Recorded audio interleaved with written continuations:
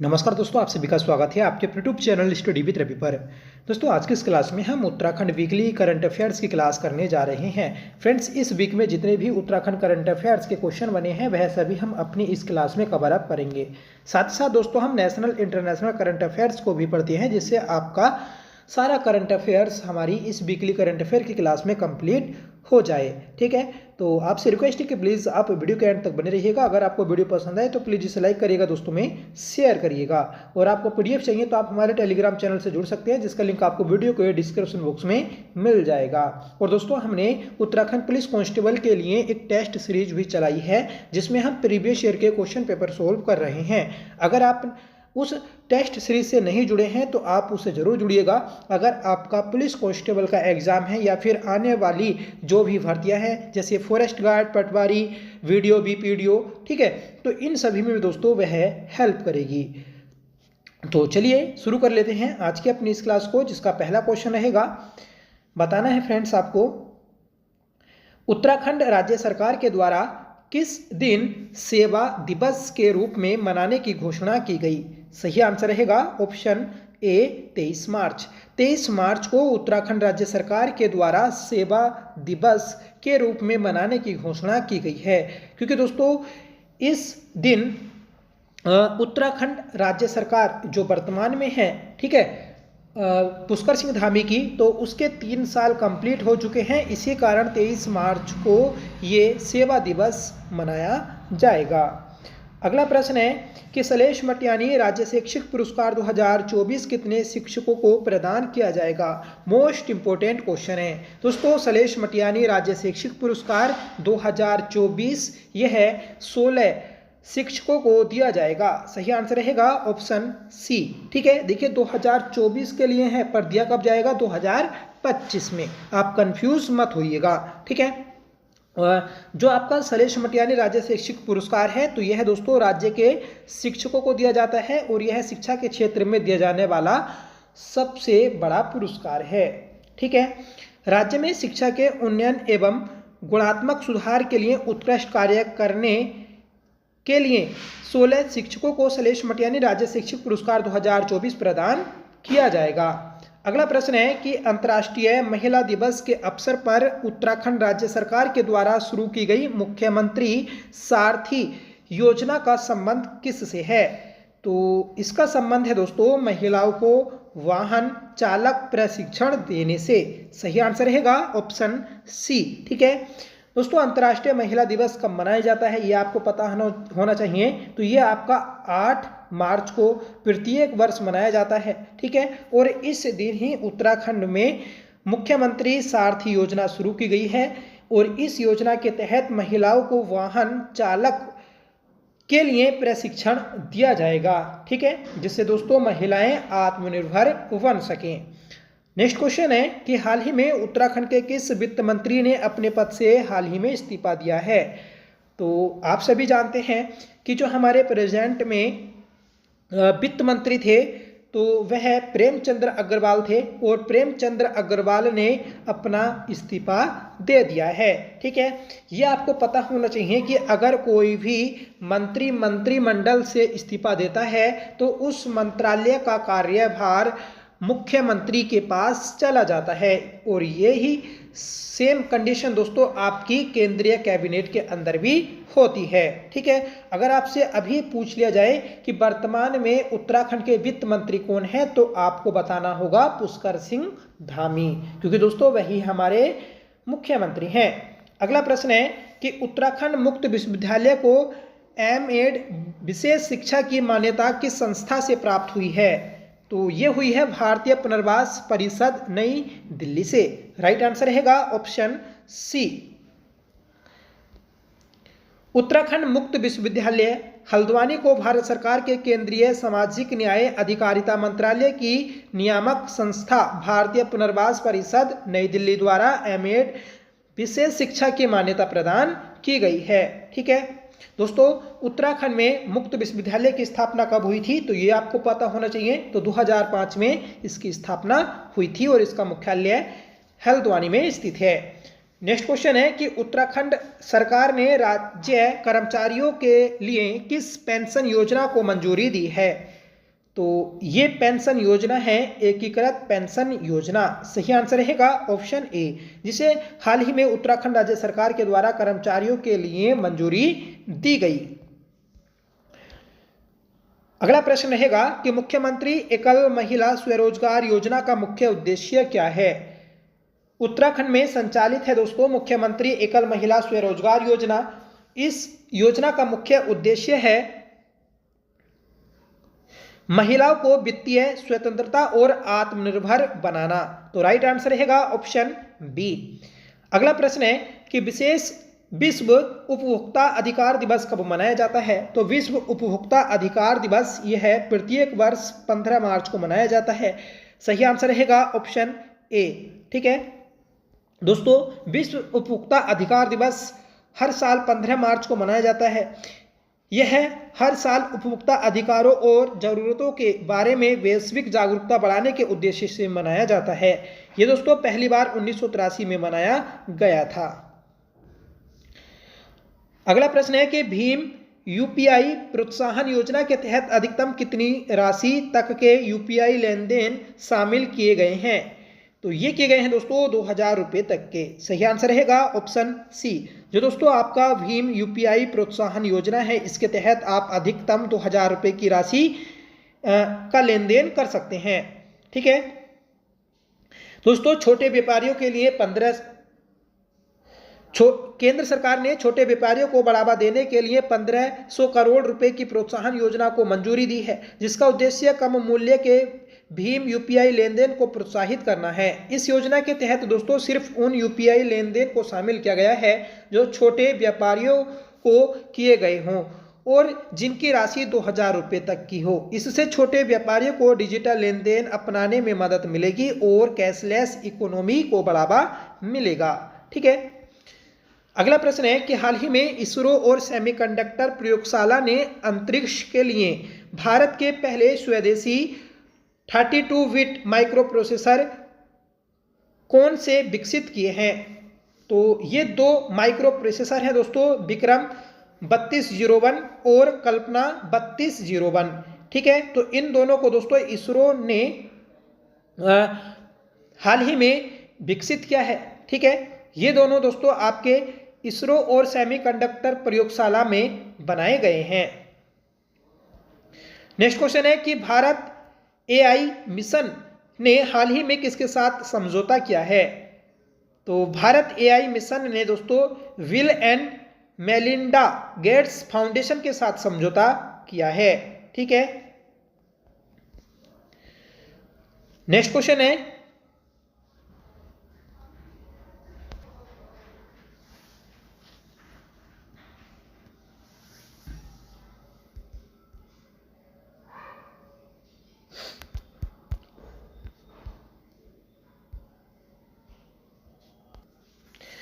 हाल ही में चर्चा में रहा सागरेश्वर वाइल्ड लाइफ सेंचुरी किस राज्य में स्थित है। तो सागरेश्वर वाइल्ड लाइफ सेंचुरी यह दोस्तों महाराष्ट्र में स्थित है। सही आंसर रहेगा ऑप्शन सी। ये दोस्तों सर्वाधिक चीतल और जो दोस्तों आपकी हिरण होती हैं उनके लिए प्रसिद्ध है, तो याद रखिएगा महाराष्ट्र में स्थित है। अगला क्वेश्चन है कि इंटरनेशनल हैप्पीनेस डे हर साल कब मनाया जाता है। तो दोस्तों विश्व खुशहाली दिवस हर साल 20 मार्च को मनाया जाता है। सही आंसर रहेगा ऑप्शन सी। और इस दिन दोस्तों विश्व खुशहाली सूचकांक भी जारी किया जाता है। ठीक है, इस सूचकांक में दोस्तों पहला स्थान जो मिला तो वह फिनलैंड को मिला है, मतलब विश्व का सबसे खुशहाल जो देश है तो वह आपका फिनलैंड है। ठीक है, वहीं हम बात कर लें अपने भारत की, तो भारत की दोस्तों बहुत बुरी कंडीशन है। ठीक है, भारत को इस साल 118वां स्थान मिला है। ठीक है, सबसे अंतिम पायदान पर दोस्तों आता है अफगानिस्तान। ठीक है, तो विश्व का सबसे जो खुश नहीं होने वाला देश है तो वह दोस्तों आपका अफगानिस्तान है। ठीक है, इंटरनेशनल हैप्पीनेस डे हर साल 20 मार्च को मनाया जाता है, जिसका उद्देश्य दुनिया भर में खुशी और कल्याण के महत्व को उजागर करना है। इस वर्ष की थीम दोस्तों केयरिंग एंड शेयरिंग रखी गई है। ठीक है, तो याद रखिएगा कि केयरिंग एंड शेयरिंग इस साल के खुशहाली दिवस की थीम है, जिसे हिंदी में बोलेंगे कि देखभाल और साझा करना। यह थीम मजबूत समुदाय बनाने और समग्र रूप से लोगों के कल्याण को बढ़ाने पर जोर देती है। अगला प्रश्न है कि सेंट्रल एशियन यूथ डेलीगेशन की मेजबानी कौन सा देश कर रहा है? तो सेंट्रल एशियन यूथ डेलीगेशन की मेजबानी ये अपना भारत कर रहा है। सही आंसर रहेगा ऑप्शन सी। अगला प्रश्न है कि आईसीसी चैंपियन ट्रॉफी 2025 भारतीय विजेता टीम को बीसीसीआई ने कितने करोड़ नगद पुरस्कार की घोषणा की है? तो ये की है दोस्तों 58 करोड़ रुपए की। ठीक है, तो बीसीसीआई ने जो भी, ठीक है, मतलब जैसे हमारा भारत क्या है आपकी चैंपियन ट्रॉफी जीता है, ठीक है, तो चैंपियन ट्रॉफी टीम को भारत 58 करोड़ रुपए की धनराशि आवंटित करेगा। नेक्स्ट क्वेश्चन है कि हाल ही में किस मंत्रालय ने राष्ट्रीय कर्मयोगी जन सेवा कार्यक्रम लॉन्च किया है? तो ये क्या आयुष मंत्रालय ने। सही आंसर रहेगा ऑप्शन डी। ठीक है, तो दोस्तों आयुष मंत्रालय ने राष्ट्रीय कर्मयोगी जन सेवा कार्यक्रम लॉन्च किया है। अगला प्रश्न है कि वर्ल्ड हैप्पीनेस रिपोर्ट 2025 में भारत किस स्थान पर रहा है? अभी आपको ऊपर बताया था कि जो विश्व खुशहाली सूचकांक जारी हुआ है 2025 में, इस सूचकांक में भारत की रैंक 118वीं है। ठीक है, तो सही आंसर है हमारा ऑप्शन सी। और पहला स्थान किसका है? तो फिनलैंड का है। अंतिम स्थान किसका है? तो आपको बताना है अफगानिस्तान। अगला प्रश्न है कि अंतर्राष्ट्रीय वन दिवस हर साल किस तारीख को मनाया जाता है? तो दोस्तों अंतर्राष्ट्रीय वन दिवस हर साल 21 मार्च को मनाया जाता है। इस साल दोस्तों जो 21 मार्च को अंतर्राष्ट्रीय वन दिवस मनाया गया, ठीक है, इसकी थीम है वन और भोजन। ठीक है, फॉरेस्ट एंड फूड। अंतर्राष्ट्रीय वन दिवस वनों के संरक्षण और हमारी पारिस्थितिकी तंत्र में उनकी अहम भूमिका को रेखांकित करता है। ठीक है दोस्तों, वनों के साथ साथ खाद्य सुरक्षा और जैव विविधता के आपसी संबंधों को उजागर करना, ये भी दोस्तों एक इंपॉर्टेंट बात है। अगला क्वेश्चन है कि वर्ल्ड हैप्पीनेस रिपोर्ट 2025 में कौन सा देश टॉप पर रहा? तो दोस्तों फिनलैंड रहा है पहली रैंक पर। वर्ल्ड फॉरेस्ट डे 2025 की थीम क्या है? तो ऊपर अभी आपको बताई वन और भोजन, forest and food. Next question है कि मेजबान देशों के बाद 2026 फीफा विश्व कप के लिए क्वालिफाई करने वाली पहली टीम कौन है? तो ये है जापान। ठीक है, तो जापान दोस्तों फीफा विश्व कप 2026 के लिए क्वालिफाई करने वाली पहली टीम बन गई है। अगला प्रश्न है कि खेलो इंडिया पैरा गेम्स 2025 का शुभांकर क्या है? तो खेलो इंडिया पैरा गेम्स 2025 का शुभांकर उज्ज्वला है। ठीक है, अगला प्रश्न है कि राष्ट्रीय डोप परीक्षण प्रयोगशाला का वार्षिक सम्मेलन 2025 किस विषय पर आयोजित किया गया है?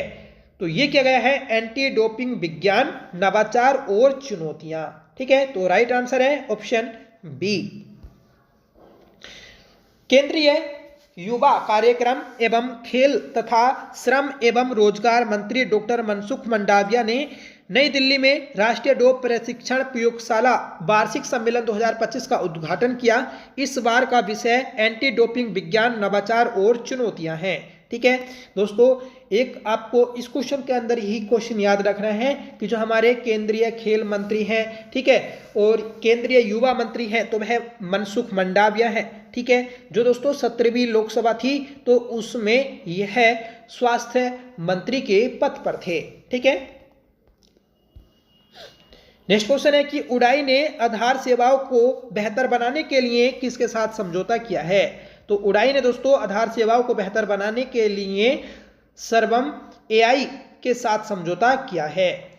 भारतीय विशिष्ट पहचान प्राधिकरण उड़ाई ने एआई संचालित समाधानों के माध्यम से आधार सेवाओं को बेहतर बनाने के लिए बेंगलुरु स्थित सर्वम एआई, एक full stack generative AI company के साथ साझेदारी की है। इस सहयोग का उद्देश्य आधार से संबंधित सेवाओं के उपयोग, अनुभव, सुरक्षा और पहुंच में सुधार करना है।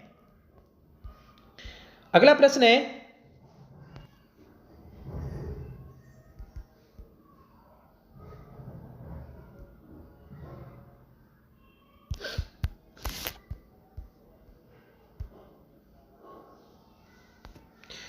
किसे हाल ही में फिट इंडिया आइकन नॉमिनेट किया गया है? तो दोस्तों फिट इंडिया आइकन नॉमिनेट जो किया गया तो वह आयुष्मान खुराना को किया गया है। राइट आंसर रहेगा ऑप्शन डी। ठीक है, तो बॉलीवुड अभिनेता है आयुष्मान खुराना, जिसे केंद्रीय खेल मंत्री मनसुख मंडाविया ने आधिकारिक तौर पर फिट इंडिया आइकन नॉमिनेट किया है। यह सम्मान प्रधानमंत्री नरेंद्र मोदी द्वारा भारतीयों में शारीरिक फिटनेस और स्वास्थ्य जीवन शैली को बढ़ावा देने के लिए शुरू किया है। ठीक है, तो याद रखिएगा यह फिट इंडिया मूवमेंट का एक हिस्सा है।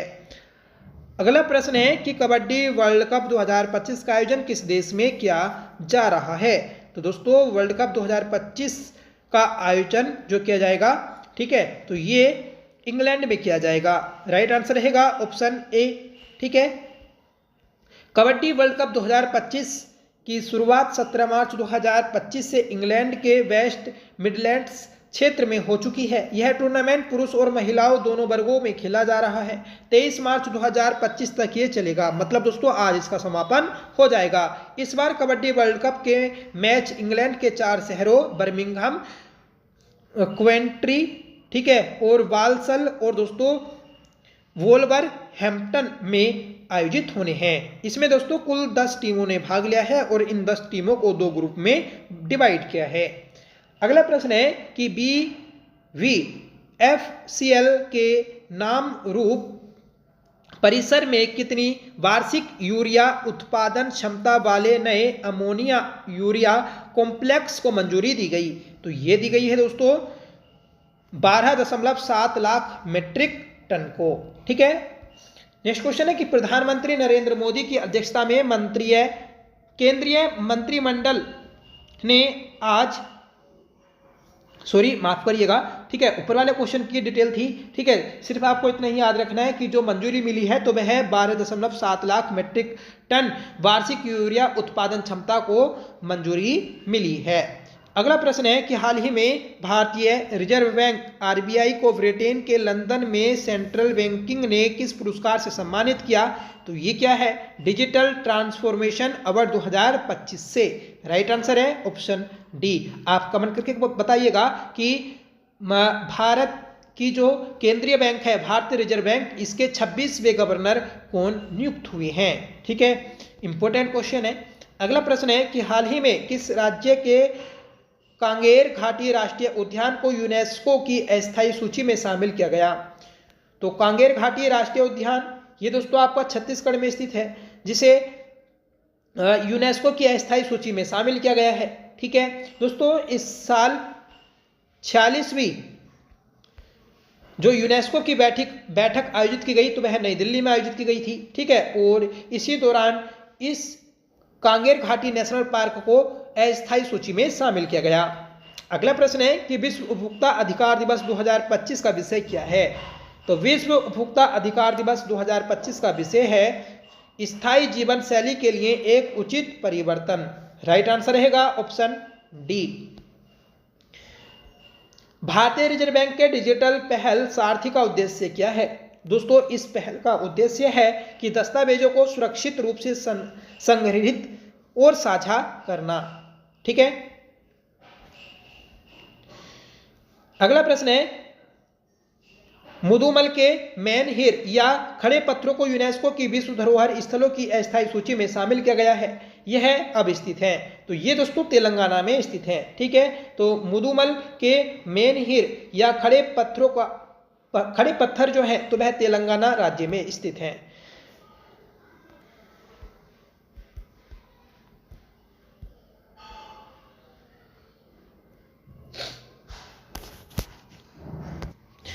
नेक्स्ट क्वेश्चन है कि हाल ही में किस प्रौद्योगिकी कंपनी ने अपना सबसे उन्नत compact AI model Gemma 3 launch किया है? तो ये क्या है दोस्तों? गूगल ने। ठीक है, तो गूगल ने उन्नत कॉम्पैक्ट AI मॉडल जेम्मा 3 को लॉन्च किया है। ठीक है, गूगल क्या है दोस्तों? तो एक सर्च इंजन है। याद रखिएगा, बार बार पेपर में पूछा जाता है, यह आपका क्लर्क के एग्जाम में भी पूछा गया था। अगला प्रश्न है कि हाल ही में किस देश ने मोजी नाम का दुनिया का पहला क्वांटम कम्युनिकेशन सैटेलाइट लॉन्च किया है? तो ये किया चीन ने। ठीक है, तो चीन ने मोजी नाम का एक क्वांटम कम्युनिकेशन सैटेलाइट को लॉन्च किया है। नेक्स्ट क्वेश्चन है कि वित्त वर्ष 2024-25 में कितने करोड़ से अधिक लेन देन के साथ डिजिटल भुगतान लेन देन में वृद्धि हुई है? तो ये हुई है दोस्तों 18,000 करोड़ रुपए की। ठीक है, तो 2024-25 में डिजिटल लेन देन के भुगतान में दोस्तों 18,000 करोड़ रुपए की वृद्धि हुई है। नेक्स्ट क्वेश्चन है कि हाल ही में किस भारतीय क्रिकेटर को Laureus world comeback of the year award के लिए नामांकित किया है? तो ये क्या, ऋषभ पंत को। आप सभी जानते हैं दोस्तों ऋषभ पंत का एक बड़ा ही खतरनाक हादसे में गंभीर चोट लगी थी। ठीक है, रुड़की के रहने वाले हैं और दोस्तों इनकी कार दुर्घटना में हालत गंभीर हो गई थी। उसके बाद दोस्तों इन्होंने अपनी लाइफ से संघर्ष किया और उसके बाद दोस्तों फिर से क्रिकेट की दुनिया में कमबैक किया। इसलिए दोस्तों भारतीय क्रिकेटर ऋषभ पंत को यह अवार्ड दिया गया। तो ये थी दोस्तों आज की क्लास जिसमें हमने सभी मोस्ट इंपोर्टेंट क्वेश्चंस को देखा है। ठीक है, आज की इस क्लास का होमवर्क रहेगा जिसका आंसर आपको कमेंट करके बताना होगा कि शैलेश मटियानी राज्य शिक्षक पुरस्कार 2024 कितने शिक्षकों को प्रदान किया जाएगा। ठीक है, साथ में बताइएगा कि शैलेश मटियानी राज्य शिक्षक पुरस्कार पहली बार किस वर्ष दिए गए थे। ठीक है फ्रेंड्स, जो हमने अपनी प्रैक्टिस सेट सीरीज स्टार्ट की थी, अगर आप उससे नहीं जुड़े हैं तो प्लीज़ आप जरूर जुड़िएगा। अगर आप वाकई में प्रीवियस ईयर के क्वेश्चन